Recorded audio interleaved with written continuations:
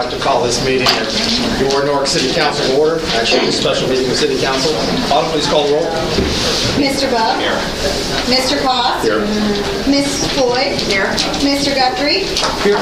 Ms. Hall? Here. Mr. Johnson? Here. Mr. Marmee? Here. Mr. Rapp? Here. Mr. Roletta? Here. Mr. Blake? Here. We have all here this evening. If you please join me in the invocation by Mrs. Floyd. Would you bow your heads, please? Almighty God, we thank you for this opportunity to meet together to make decisions for the citizens of Newark. Our work tonight is very difficult. We look forward to a lot of discussion. We ask that you be with us and guide us and grant us wisdom. We ask this in your name. Amen. Amen. I pledge allegiance to the flag of the United States of America and to the republic for which it stands, one nation under God, indivisible, with liberty and justice for all. All right, thank you, Mrs. Floyd.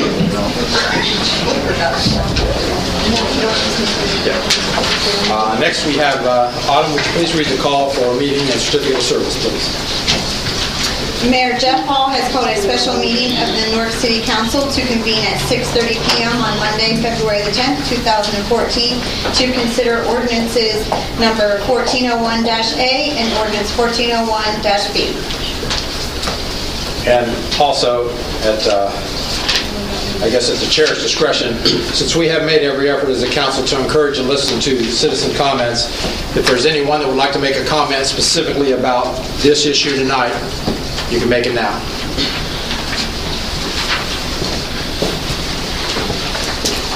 Rhonda Loomis, 870 West Church Street. Try this again. This is the same message that I gave at committee, hoping that my ward representative would show me that he was serious. And now I'm going to ask that Mr. Blake and Ms. Hall listen to it. It's not a criticism. This is me counting on you to do the right thing, what I believe. You don't have to believe it, and that's fine. 41 days into your position on council and previously in the personnel committee, you are faced with proving the integrity you ran on by abstaining from any debate and any vote on compensation for the Newark firefighters. The union screened everybody. That was their wording, not mine. They screened. What are they screening for? Screened. It is not illegal, and I appreciate that. In fact, the ORC says $5,000 can come from a union PAC to an individual. The fact is, $6,000 came out of that union. The firefighters, I'm not talking AFSCME, I'm only talking firefighters. $6,000 came out of AFSCME, out of the firefighters union, to the Democrats. In fact, it was reported in the Advocate that the donations represented 31% of the 4 Democrats' total donations. It's the dollar amount.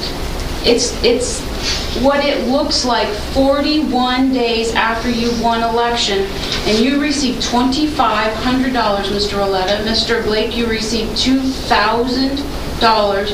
Ms. Hall, I think you received $1,000. I appreciate what Ms. Hall said in the Advocate when she was questioned, that she was uncomfortable with anything over $1,000 because she would feel beholden to somebody. And I appreciate that. It's not easy to run. I was outspent 8-1. I get that. However, it's where your money came from. And now 41 days later, you are supposed to vote on the very people that gave you that money on their salary. And let me say something to you, Alex. Maybe you don't get it because you don't have a job. But these people here are seniors, and if you can smirk, I find it inappropriate for your position. I really do. They're not going to have to worry about their jobs. If you vote, I don't know what this is going to be. Maybe it's a big zero, and that's great, and there's no money lost to the budget. But if it's not, Any layoffs are on your head. Not theirs, because they're not going anywhere. It's on your heads. Because it's the people like you, brand new, starting out, that get cut, Alex. They get cut. It won't be these people in here.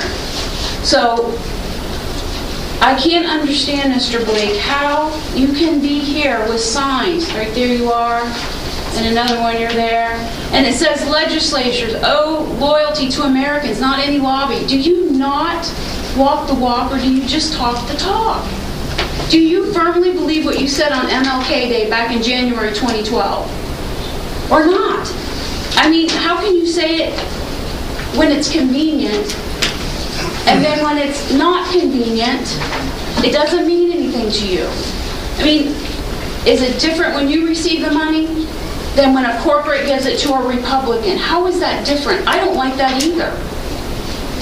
I just don't understand how you can do this. So, I'm just going to say again, your mentor, the senior person on this council, in 12 days of a new majority, through accusations, because he's an ethical man. Well, if you're truly ethical, talk to your people, because this is not ethical.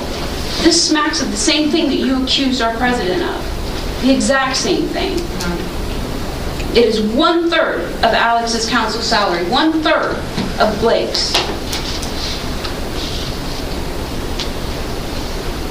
The total donation to the Democrats was almost the entire council salary. And if you don't find anything wrong with that, then I have never known you, Mr. Guthrie. I ask you to not vote on this tonight and be integrity. Have integrity. You took the money, that's fine, I understand it. I like everything that you all have done, but this time you have to abstain. Thank you. Anyone else with citizens' comments that would like to say anything about this issue this evening? Okay. Mr. President. Mr. Guthrie. You know, what has happened here? I'm assuming there aren't going to be miscellaneous comments tonight. Is that right? They're not. So there are not going to be miscellaneous comments. So Ms. Loomis can come up there and level all of her accusations. And the members of this council those accusations were directed at don't have an opportunity, after they cast their votes tonight, to respond. I can give you that opportunity. You want to take a minute now, or you can take it during your discussion? Let me just say this. You know, the members of this council did not create this state's campaign finance laws. I may have voted for a few of them myself, but the members of this council generally didn't do that. Hopefully, the members of this council are complying with those laws, and the members that I know are. But the fact of the matter is, and it's really a shame that this is turned into what it's turned in here, but the fact of the matter is that whether it be AFSCME or FOP or the firefighters, those are individual contributions made by their members. Just like members contribute to the Chamber of Commerce PAC. There's no PAC. There is a state PAC, ma'am. No, we're not going to do this. There's no sense going any further. I mean, this is a campaign finance issue that I've always been a strong advocate on, and the accusations are uncalled for, period. Mr. Letter, Mr. Blake, do you want a minute, since I've given one to Mr. Guthrie?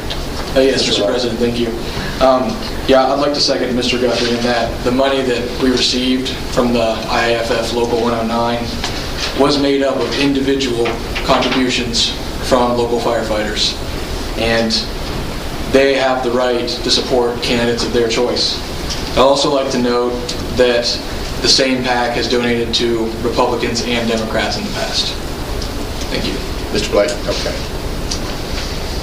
Mrs. Floyd, before we get to ordinance 14-01A or B, would you like to make a motion for executive session? I would like to make a motion that we go into executive session to discuss the fact finder's report.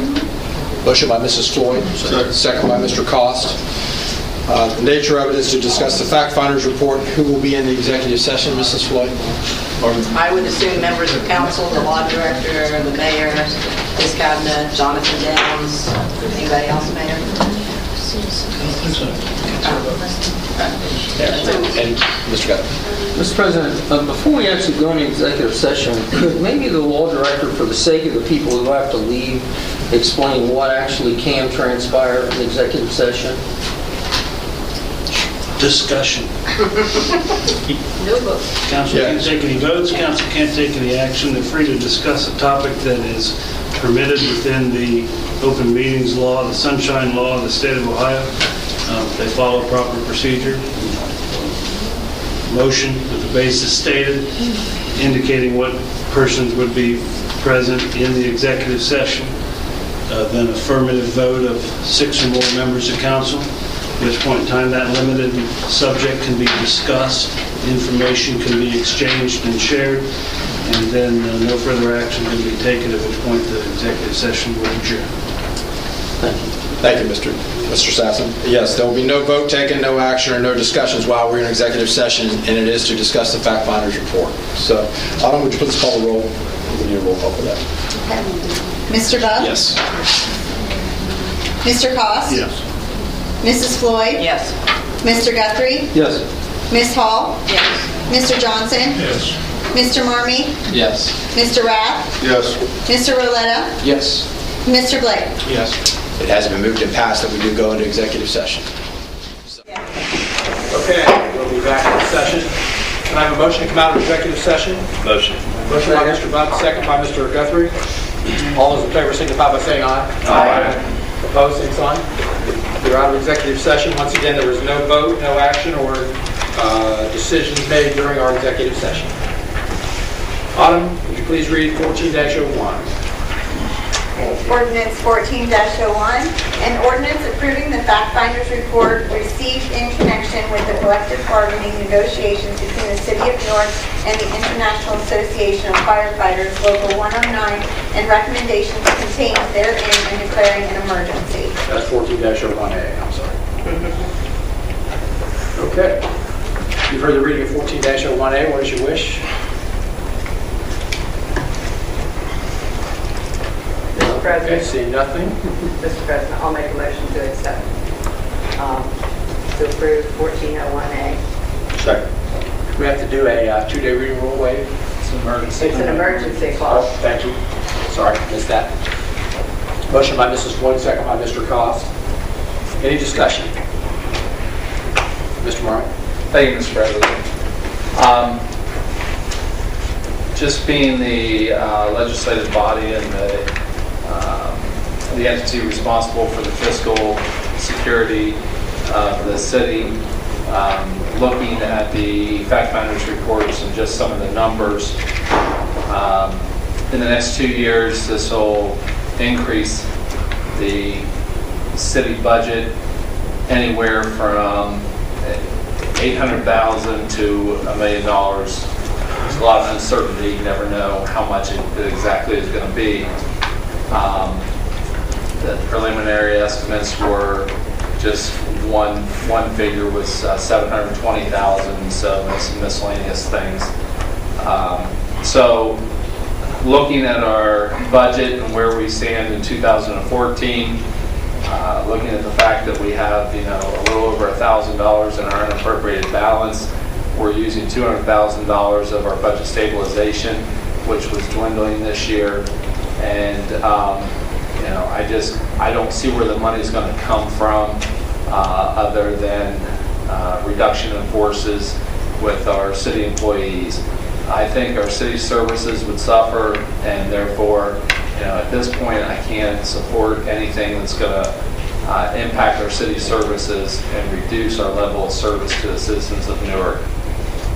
Thank you. Thank you, Mr. Murray. Mrs. Floyd? Mr. President, the figure that Mr. Marmee just gave, as I understood it, was not just for the fire, not just for this contract, but if all unions went along with this. That's what would make, they're figuring it will be, there will be no change this year, probably $360,000 next year, and an additional $360,000 the next year. And I understand that's a great deal of money. and I think it's going to be very difficult. On the other hand, we don't know what's going to happen if we reject this and it goes to binding arbitration. The arbitrator could come back with this exact same thing or something very similar. And once it's binding arbitration, there is no call. I mean, it's whatever the arbitrator says is what is said. And the fact finder who presented this is the person who did the binding arbitration with the fire contract last time. Thank you. Thank you, Mrs. Floyd. Mr. Rapp? This is a difficult decision to make and a difficult vote to cast. I've always said I support the fire department, I support the police department, I support our safety forces, and I do. Right now we've got negotiably 75 firefighters on the payroll. Might be 76, might be 77, whatever the number is. The fact of the matter is that we have this, if we pass this, it is going to be a $360,000 increase minimally in 2015 and then doubled in 2016. And that can only mean one thing. It can only mean less firefighters and less police officers and less ASME employees. And less is not what we need. More is what we need. So I just can't see voting to reduce our forces and reduce our numbers in safety forces. So I'm not going to support this, and I guess we'll roll the dice and see what binding arbitration brings us. Thank you, Mr. Rapp. Anyone else? Mr. President. Mr. Bell? Thank you. So I'm not going to be in support of this tonight. This is nothing personal against any of our labor force, but it's merely financial. It's a financial impact. I haven't heard tonight of how this can be funded a year or two down the road. I remind everybody this is general fund money. This isn't water money. This isn't street traffic. Okay, it's general fund money. This is safety force money. And I don't know where it's going to come from, and that's my concern. When I took it to office, there's a part in there about being, good stewards of the public money here, and I think we have to look at that tonight. And to your point, Carol, if this does go to binding, as it did a couple years back, it came back more in the city's favor, and there are some savings that could be realized if it does go to binding arbitration. Again, this isn't personal against our workforce; it's merely a financial issue. So I cannot support this tonight. Thank you. Anyone else? Mr. President. Mr. Johnson. Yes, I'm not happy about a binding arbitration either, because we don't know where it comes from. But I also am in accord with everyone that the costs, we have to think about where the money's coming from. And if the money isn't there, it won't happen. And if we have to start closing and doing things like that, then we are in a deeper bind. And so I'm not going to support this. Thank you, Mr. Johnson. Anyone else? Mr. President. Mr. Guthrie. Mr. President, first let me say that I think that the contract we're voting on tonight is a result of a process that works. And I know Mr. Rhodes doesn't allow me to talk about my past. But I was one of the authors of the collective bargaining law on the House side, and I do think that we have in front of us an example of a fair bargaining agreement, and I am supportive of it. I think that there is risk in rejecting it, and I hope it's not rejected. I hope this piece of legislation is approved. I think that going ahead, number one, we need to keep advocating for our community. With the folks in Columbus that aren't quite as maybe concerned about our local budget as we would like for them to be. I think we have to turn every stone within our community, within our city government, to find opportunities to save money. I think we have to ask our employees, because they don't want to see their brothers and sisters laid off or not replaced through attrition. So we just, as I've said before, we've made some adjustments just in the last year. And some can argue that they didn't amount to that much, but we upgraded some people, we reclassed some people. We just have to be very careful about those kinds of things as we go forward. But I guess the last thing I would say is that I know everyone here has seen our public employees in this city firsthand, whether it be police, fire, or street workers, park employees. These people are all working hard, and they're producing a good product for our citizens, and I'm proud to support them, and I'm proud to say that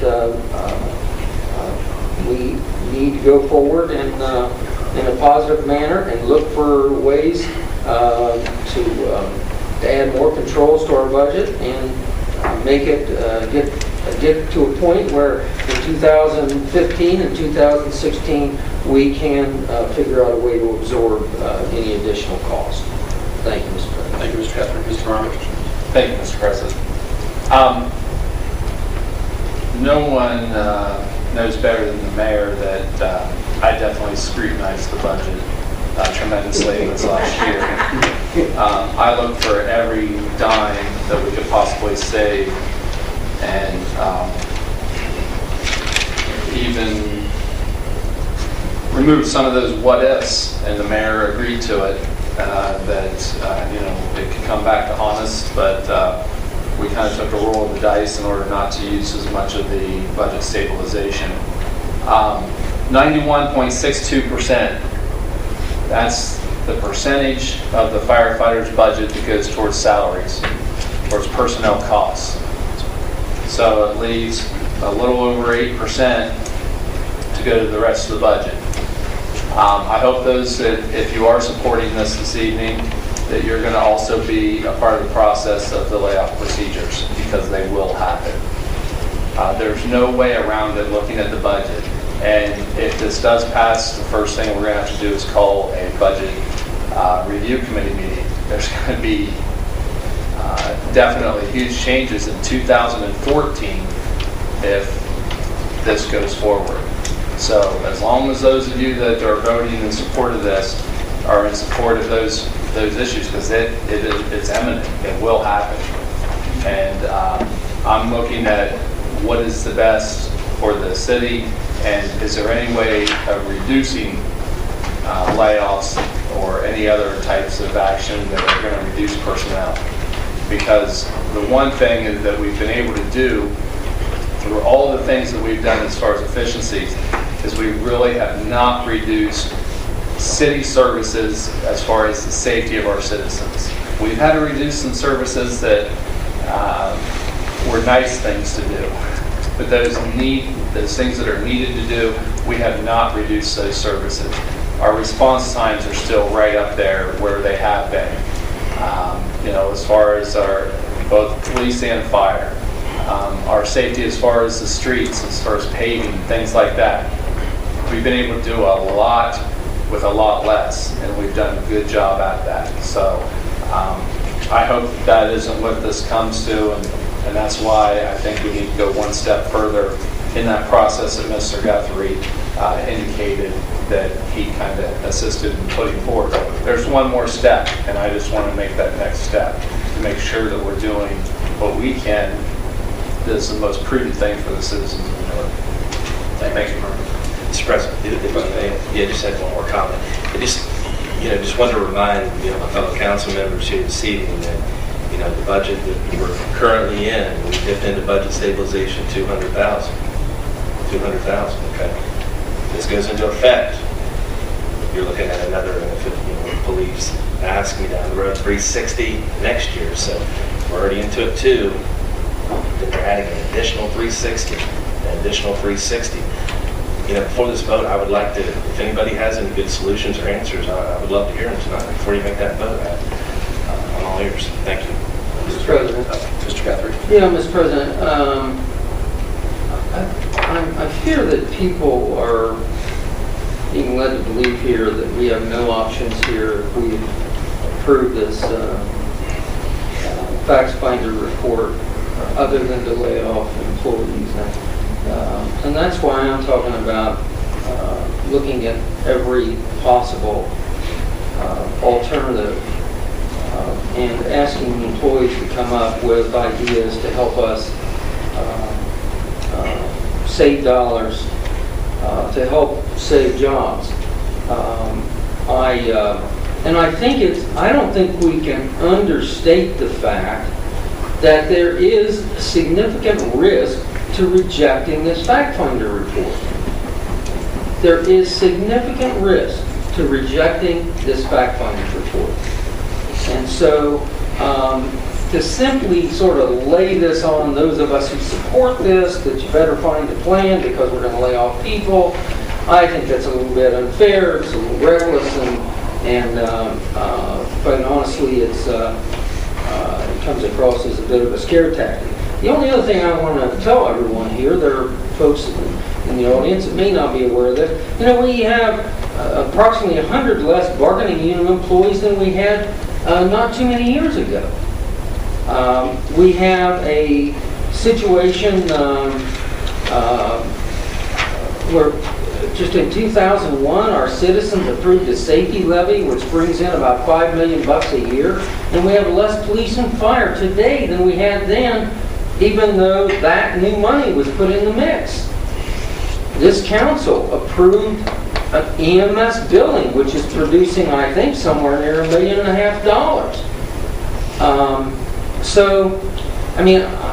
I do think we have our work cut out for us. I'm willing to certainly be a part of that, and I think every member of this council is. I think we ought to get this doggone thing accepted and move on. Thank you. Mr. Guthrie. Yeah, Mr. Marty said something about doing a lot more with a lot less. I just wanted to put a number to that. In 2011, the last time this contract was negotiated, our revenues were $2.2 million higher than they are projected to be for 2014. And in 2007, the last year before the Great Recession, our revenues were $5.9 million higher than they are projected to be in 2014. So we're not doing a lot with less, we're doing a lot with a whole lot less. Thank you, Mr. Rapp. Anyone else? Mr. Marmon? Yes. This is the third time, Mr. Marmon, so rules take it quick. And Mr. Guthrie has spoken 3 times as well. Oh, yeah, twice. Go ahead, Mr. Marmon. Okay. Well, it was indicated, the scare tactic. Our legal counsel told us as far as the risk of binding arbitration, that really it's presented exactly what the arbitrator in the fact finder report is what is presented, and that's what's will be asked for. And so I don't understand, where the big risk is to going to binding arbitration. The percentage of the general fund that was allocated to the police and fire back when the levy was passed, that same percentage, if not higher actually, is still being forwarded to the police and fire. I am sure of that every single year. That is one thing, and if Steve Johnson were here and his folks, they know I ensure that happens because I never want that percentage to go below that. The amount of money that came from the levy originally has reduced too. Just all of our tax revenue has decreased. In addition to that, when Mayor Stair was here, what he did is he, in order to make sure the general fund was actually going to be better, is he didn't allow any capital improvements to go to police and fire.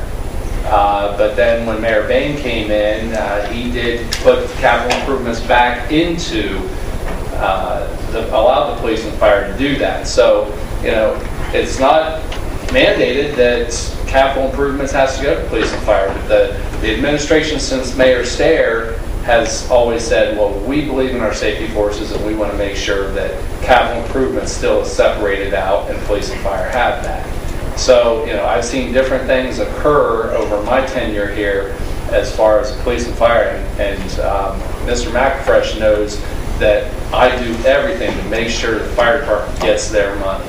And that's the first thing that I always look at when that budget comes out is, has the police and fire been reduced in any way, shape, or form?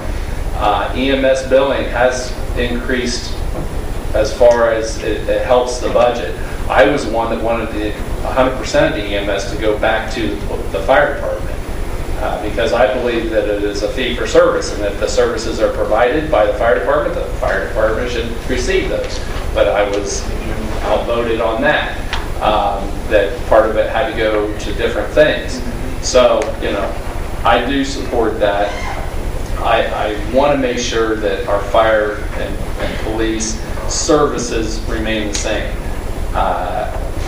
If we had the money, would we want to do this? Yes, we'd want to provide a cost of living adjustment at minimum across the board, but the money's just not there. I think we've asked the employees as far as, what efficiencies can we make? And we're talking about the general fund here, so we need to make sure we can't ask the street department to help us out because they're paid under a different fund. The water is paid under a different fund. So we're limited in the number of people that can actually help us. If there are any ideas, I would have thought they would have come to the table by now. And I know we're always looking for them. We've made some changes even this year to reduce, as far as not replacing people and merging a couple of department heads and things like that. I think we're going to continue to try to do that. I don't know if it's going to make up $800,000 or $700,000, even if we go to the conservative number of the $720,000. It's going to be hard to make up that kind of money. So, thank you. Thank you, Mr. Marmee. Mr. Guthrie? Yeah, just two quick points, Mr. President. One, I think people need to understand the arbitrator can change the agreement. Secondly, it's important to keep in mind that this fact finder, who is also an arbitrator, by the way, this fact finder is the arbitrator who took minimum staffing away from the union to start with. So he's not exactly a pro-union arbitrator. So I guess my point is that he has not in any way shown a bias on this recommendation. Thank you. Thank you, Mr. Scott. Mr. President, Floyd? I just want to say thank you to the Human Resource Director and to the President of the Firefighters, Mr. McFresh, because I think we did see a fair process occur. I mean, it's my understanding that both said that the negotiations would occur not in the newspaper or anything like that, and I think that both sides have done that, and so I think the process has worked. And I do want to say that, as others have commented, and I agree with that, the arbitrator could come back and say the same thing. So why take that point? Why take that risk? So I would encourage support of it. Thank you. Mr. Bates, let's call the roll vote. Mr. Bub? Mr. Koss? Yes. Mrs. Floyd? Yes. Mr. Guthrie? Yes. Ms. Hall? Yes. Mr. Johnson? No. Mr. Marmee? No. Mr. Rath? Nope. Mr. Roletta? Yes. Mr. Blake? Yes. 14-01 passes 6-4.